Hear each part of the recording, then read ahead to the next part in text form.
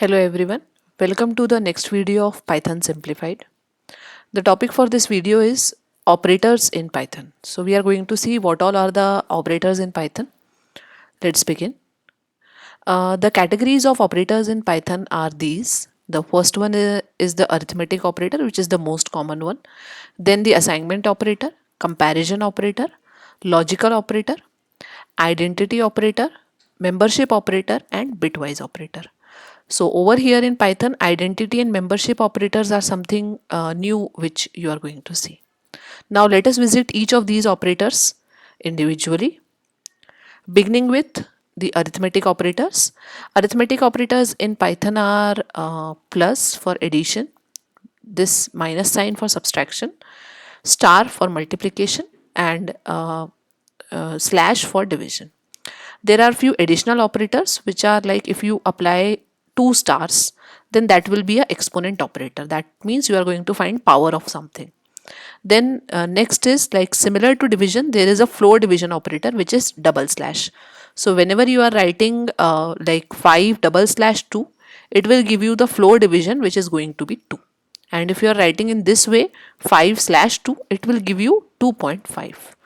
Then the next operator, modulus operator, which you might have seen in some other languages also, which will return the remainder after division. So these are the operators, arithmetic operators in Python. Next, moving on, we are going to see assignment operator. Assignment is whenever something like a variable on the left hand side is assigned with a value on the right hand side. So the first and most common assignment operator is equal to. So when you are writing A equal to B, it will assign the value of B in A. Then there are operators, assignment operators, which you can use with your arithmetic operators. So they are also known as shorthand notations. You can have plus equal to, minus equal to, star equal to, slash equal to, modulus equal to, and similarly double star equal to and double slash equal to. So you are combining the equal to operator with all the arithmetic operators, and let us see how they work. Suppose you are writing A plus equal to B, the meaning of that will be A equal to A plus B. So what it will do, it will assign the value of A plus B into the variable A. So every time you are writing assignment operator in shorthand with any arithmetic operator, it is going to add the perform the operation of the left hand side variable with right hand side variable and assign the value in left hand side variable. Let us see one more example. Suppose I have written A minus equal to B. It means that it will do A equal to A minus B. And similarly, A star equal to B will be A equal to A into B. And similar for all these cases. So this is how you can write shorthand notation in Python. There is nothing wrong in writing the full notation. Like you can also write A equal to A star star B instead of A star star B. But it is a shorthand notation.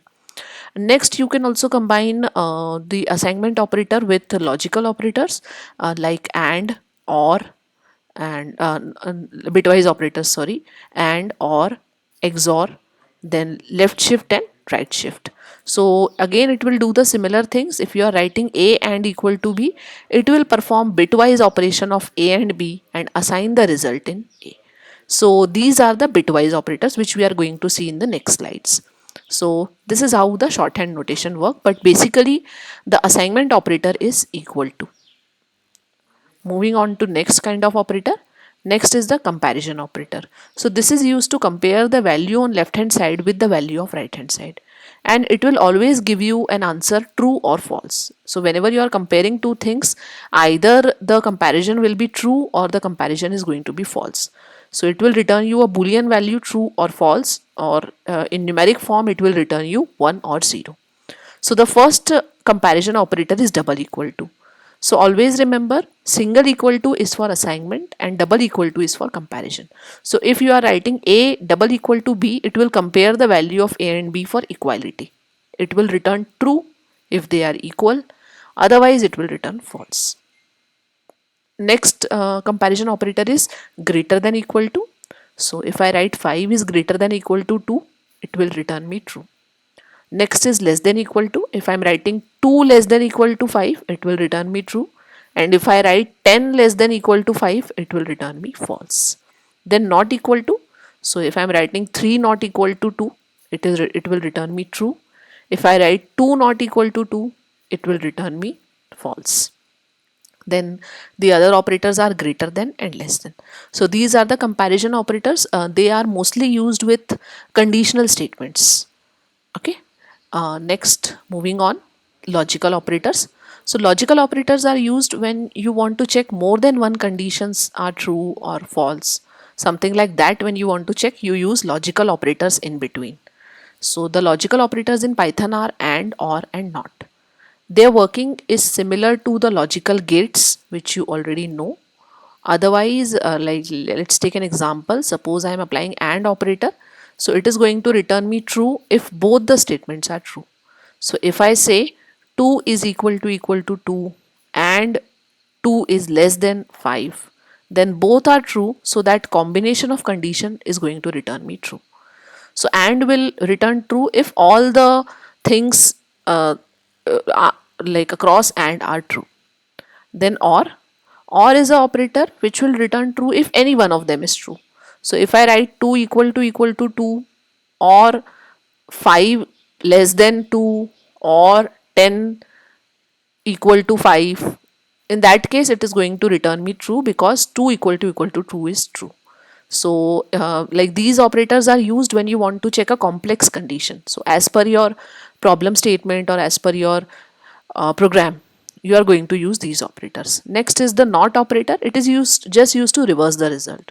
So not is a unary operator in Python. So if I say not of true, it will return me false, and if I write not of false, it will return me true.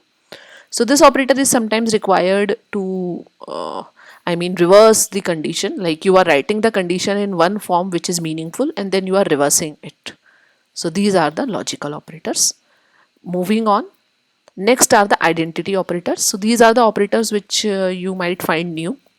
So the identity operators are is and is not.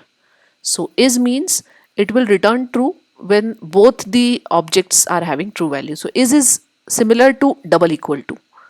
So is just a replacement of double equal to. If I am writing 2 equal to 2, it will return me true. And if I write 2 is 2, then also it will return me true. So it is just a replacement of double equal to. It is introduced in Python in order to make Python a more readable kind of language. So if I am writing, suppose if 2 is equal to 2, instead if I write if 2 is 2, then that becomes more readable. And similarly, is not is a replacement of not and equal to. So both of them are replacement of our previous comparison operators, which are equal to, like double equal to, and not and equal to. Okay. Now moving on. The next operator is membership operator. This is also something new which you are going to find in Python. Membership operator actually finds out if a member you specify on left hand side is present in the sequence specified on right hand side. Suppose I have a sequence of roll numbers in my class, and if I want to check if a particular roll number is present in the sequence, how I will write it? Roll number in and whatever is the name of the sequence. Okay, so in will check whether a member on left hand side is present in the sequence in the right hand side. And similarly, the reverse operator is not in. So if I have a list of roll numbers, I want to check if a particular roll number is not in the sequence, so I will apply not in. So in is going to return me true if that roll number is present in the sequence, and not in is going to return me true when that roll number is not present in the sequence. So in any ways, you can use any one of them also, but still Python provides both of them, because according to the problem statement given or the problem stated, you can have a meaningful statement. So even if you write only in and check the value true or false, and according to that you write a logic, that is like thoroughly correct. And also if you only use not in, then also it is correct. But still, in order to provide a more readable kind of statement, it has provided us with reverse of these things.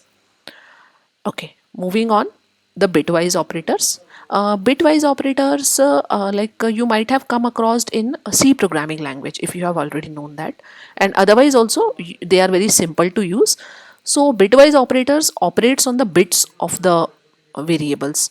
So if I have a variable a equal to 2, so it will convert 2 into binary format and then apply this operator. So like a programmer need not to do the conversion. Automatically these operators will work on the bits. Okay. And why we are using bitwise operators? Because bitwise operators are faster and their logic is also faster to execute. Okay, so the bitwise operators over here are AND. So AND, what it will do, it will perform the AND operation on individual bits. Suppose my number is 1 0 0 0 and my second number is 4 times 1. It will perform AND operation on individual bits and give me answer as 1 0 0 0. Similarly, OR operator, it will give me 1 if like any one of the bits is 1. So individual bits it will perform. I am writing suppose 3 or 2. It will convert 3 and 2 into binary format and then perform the bitwise operation and then return you the result again in the decimal format. So you need not have to worry about converting to binary and then reconverting and all sorts of things. You just have to apply the operator. So you just have to find out the logic which is applicable in using these operators. Next operator is XOR operator, which is a cap operator. It will give 1 if only one of the two bits is 1. Then there is a invert operator, which is used by this tilde operator. It will invert the bit. Suppose my number is 1 0 0 0, it will convert it into 0 1 1 1. Then is the shift left operator. What it will do? It will shift all the bits left and it will push a 0 on the right hand side. And there is similarly a right shift operator which will shift all the bits to right and the leftmost bit will be set to 0. So it will reduce a bit. Right shift operator always reduces a bit and left shift operator always increases a bit. So they are similar to multiplying or dividing by 2. So these are the bitwise operators. Bitwise operators are very advantageous in the situations where you want to have a calculation or a comparison very quickly. But still finding the logic for a very unknown problem is difficult in bitwise operators, but still they are widely used. Okay, so these are all about bitwise operators. Thank you very much for watching. Our next video will be on simple programs in which we are going to apply some of these operators and do some input and output and see how simple programs work in